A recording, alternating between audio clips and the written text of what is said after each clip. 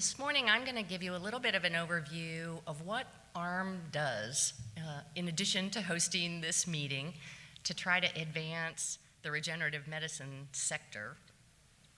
Before I do that, I would like to thank Laura Stringham, who I think is still in the room, who is the one who has organized and managed and run this meeting for 10 years, and to whom we all owe a debt of gratitude for how lovely the setting is and how nice everything is running. So thanks to Laura for all you do for all of us. With that, I think many of you know this, but ARM is the global voice of the sector. We represent more than 400 organizations across cell, gene, and tissue. Those organizations are therapeutic developers, medical and research centers, patient advocates and other nonprofits, and tool and service providers. And really what we primarily try to do is, working collectively, create an appropriate and efficient regulatory environment for these therapies to enable innovative reimbursement and payment models appropriate to these new therapies. We bring members together to address common manufacturing problems in a pre-competitive way.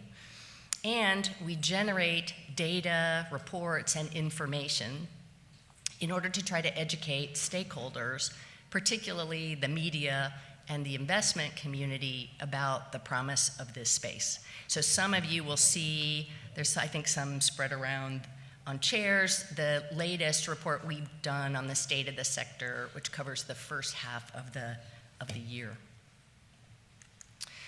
So although sometimes people think about ARM as a trade association, we are not a trade association in the conventional sense, as I mentioned, because we are not all corporate members. About 75% of ARM's members are small and large companies, but you can see here kind of the distribution of the membership. We find that this gives us a particular credibility with policymakers often when we can offer the view of a broader slice of the community and also convey information from policymakers and regulators and payers to a broader community. This is ARM's 12th year, and it's great to see a lot of people who are involved in the creation of ARM and who've been a part of the ARM journey throughout those 12 years. ARM started really with the idea that there was something special about this sector that warranted a focused effort on the needs of this sector and the public policy issues associated with it. So really, the early days were focused on that very thing, which was convening the players in this space and identifying their core needs. We then moved on to what we now call ARM 2.0, which commenced in about 2017. That's when I arrived as the first CEO of the organization, and I think we entered a kind of phase 2 of really preparing to scale, bringing on full-time employees, and generally professionalizing the organization on top of the solid foundation that had begun. There, the focus became more events, things like this meeting, doing specific policy analysis and policy work for the sector. And now I'd say we're embarked on 3.0, which is really trying to enhance our advocacy, strength, and influence, both in the United States and Europe, and I'll talk a little bit more about that. So when I say that we are interested in improving the regulatory environment and the reimbursement environment, of course that plays out in a lot of different ways and in a set of discrete conversations in different geographies. So this is just a list, and I will not go through these one by one, but some of the key decisions that are being made right now in Europe that could either positively affect the growth of the ATMP community, have some neutral effect on our community, or create even more barriers to the growth and success of the industry. So many of you may be aware that there's something called the pharma strategy that is being worked on, which we believe will have a pretty important role in setting the stage for the ATMP sector for many years to come. So we're spending a lot of time interacting with policymakers on that. We've had more than 75 meetings with policymakers in Europe this year, which I think is more than we had in the previous 11 years, and is thanks to Paige Bischoff and the public affairs team, who's really recognized that this is a really important moment for our sector in Europe in particular, as we see Europe really falling behind Asia and the United States in terms of growth of new company formation, clinical trials, and other metrics. In the United States, we have a similarly long list of issues where Congress or other government bodies are contemplating changes or updates to current legislation or regulation that could have a big effect on us. Many of you may have seen something called the 21st Century Cures Bill, passed a few years ago, was sort of the vehicle for one of ARM's primary accomplishments at that time, which was the creation of the RMAT designation at the US FDA. The sponsors who created that bill are now at work on a 2.0 version, which is generally called Cures 2.0. And we have been deeply involved with those policymakers, trying to see if we can't get that bill to include some provisions related to the enablement of innovative payment models at US Medicare and Medicaid, and also whether we can't include some language in that bill that would encourage the US FDA to use its existing authorities and flexibility to help improve the clarity, predictability, flexibility of the CMC part of the regulatory requirements for the space. You may also have seen the PDUFA 7 letter. We were deeply involved in talking with the FDA about our sense of what the sector needed, and are really pleased by the outcome of that negotiation. Although ARM was not a direct party to the negotiation, we see our work embedded in the result in that so many of the additional resources that will come from industry user fees are going to be dedicated to CBER, and increasing the staff at CBER, and in launching a series of pilot projects around engagement on CMC, the integration of real-world evidence, and other matters that are important to us. Some of the highlights of this year, as I mentioned, I think we've really upped our game in Europe. We've hired a person in Brussels, so our European team will now be we'll have 3 dedicated roles in Europe supporting our work. And we have an outside group of consultants also supporting that work. And I feel that there's a real opportunity.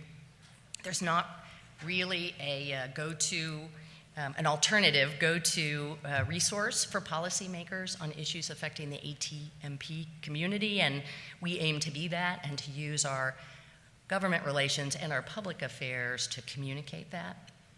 We successfully lobbied for a provision in German law that improves ATMP reimbursement for therapies provided in hospitals in Germany. We appreciate, as I said earlier, that there are a number of challenges in Europe, but we were excited to be able to accomplish this discrete improvement in the German environment. And then I mentioned our work on Cures 2.0. We feel that it's a synergistic, one of the things that we hired Paige Bischoff to do, and that she's really got a terrific talent for, is integrating government relations and public affairs. And in public affairs, of course, if you can elevate your point of view and your voice in the media, it frankly increases your influence with policymakers, which then gives you kind of more call to be interviewed in the media and so forth. And so kind of leveraging both of those things has been an important objective of ours this year. These are some of the results of that. I was interviewed recently on NPR's Marketplace about the sector and our first half report. AP did a big story about gene therapy recently that leveraged some ARM data and some interviews with us and so on. We've gotten a lot of coverage this year in Politico, which may be a publication you're not familiar with, but But our goal has been to kind of continue to have a good set of relationships with the trade press, but also to move into the policy trade press. And that's really what Politico is. Politico is the kind of go-to resource in Europe and the United States for what's happening on Capitol Hill and in policymaking arenas in Europe. So this is all led by Stephen Majors on our team, and we're really pleased by our ability to raise the issues and the opportunity of our sector in both the trade and the mainstream media. Outside of the public policy domain, we do work on behalf of the sector to try to tackle some persistent manufacturing and technical challenges. And most notably, this year we launched something called A-Gene, which is patterned after a previous effort called AMAB in the monoclonal antibody space. The effort here was really to bring together the expertise and the knowledge of a broad swath of our members into a book of knowledge, which is really what it is. A-Gene is focused on an illustrative AAV product, and this I don't know if Mike's here, a couple 100-page guide is meant to be both a training tool and just sort of a starting point for people, since we know there are many that are new to the field. And frankly, we had heard in a lunch at a previous meeting on the Mesa from Peter Marks at the FDA that he needed our help in the sense that he saw that companies were making the same mistakes over and over again when they came to their CMC contributions to the FDA, and that all the FDA was trying to communicate to companies on a one-to-one basis that they just felt like there was sort of some tools that could help the field do better and increase the regulatory efficiency for the field, and that was what really provoked that. So if folks are interested in that, the document is readily available on the website, but also Mike and Josephine Lembong on our team are running a series of webinars on discrete chapters of that document with the member contributors who made it happen. We are similarly producing another similar document in the cell therapy space that we expect to be completed later this year. If you were here yesterday, you heard me talk about something we're really excited about at ARM, which is something called the Grow Regen Med Internship Program. This was really kind of our effort to respond to the moment that was the reckoning about equality we had as a country in the wake of the George Floyd death. I really couldn't be more grateful to the task force and the ARM board members who supported our thinking about this and our desire not just to say something about it, but to do something about it. And the do something about it that we embarked on was to find talented Black undergraduate and graduate students and to find them paid internships in ARM member companies. And this summer is the first class of those paid internships, and these are the 17 students that we benefited from getting to know. They're here.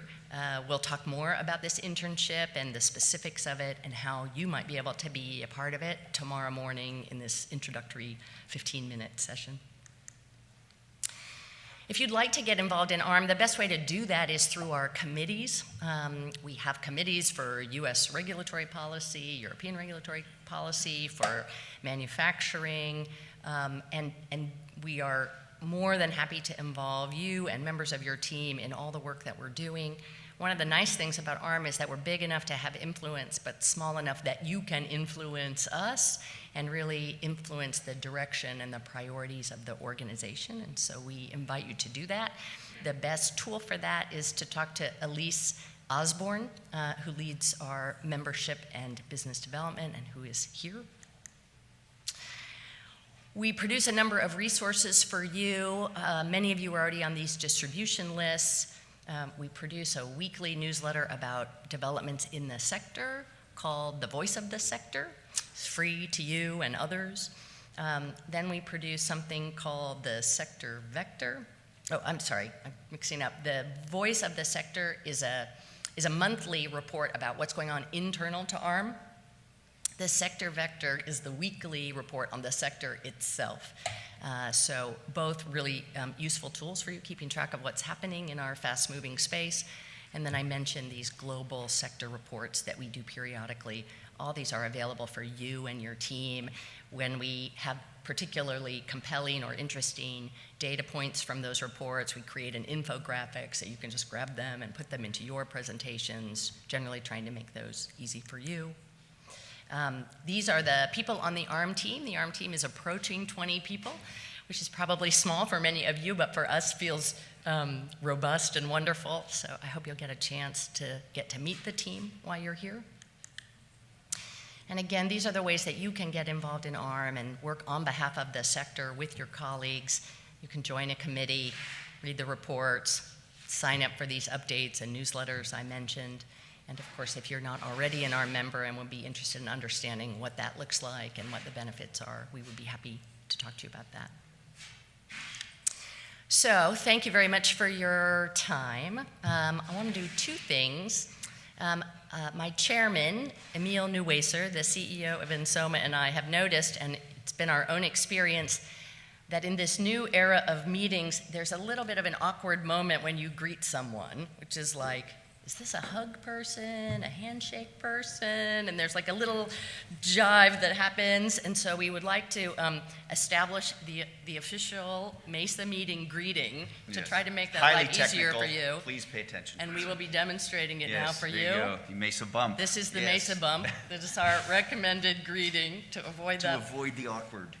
So with that important piece of business out of the way, I'd like to welcome Tim Schroeder, the CEO of CTI, to moderate the first panel of the day on the very important topic of gene delivery. Tim?